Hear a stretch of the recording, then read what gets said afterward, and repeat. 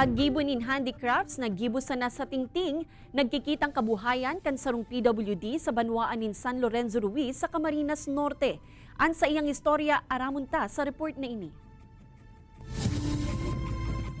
Dain na ginuulang ang kakundian kan 29 anyos na si Nerissa kan Barangay San Isidro, San Lorenzo Ruiz, Camarines Norte. Nganing day maipagpadagos an magayon na buhay. Sangonyan kaya nagpupuo na ining mabisto kan publiko huli sa iyang mga handicraft nagikan sa mga tingting kan dahon ninyog.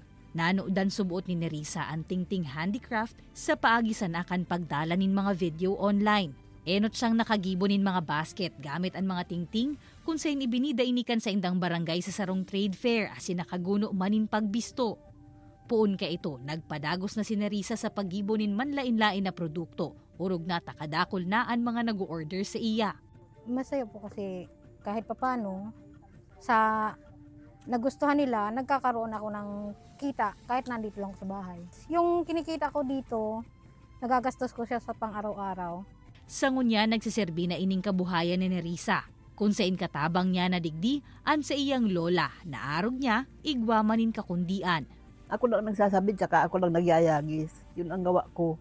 Nagpromesa man ang barangay na padagos nindang susuportahan ang talento ni Nerissa. Asin lugod, maiheras kainian sa iyang talento sa iba na mauut man makanood kan paggibo nin tingting handicraft. Pag marami na siyang nagawa na ganyan, pwedeng ipasok yan ang livelihood ng barangay.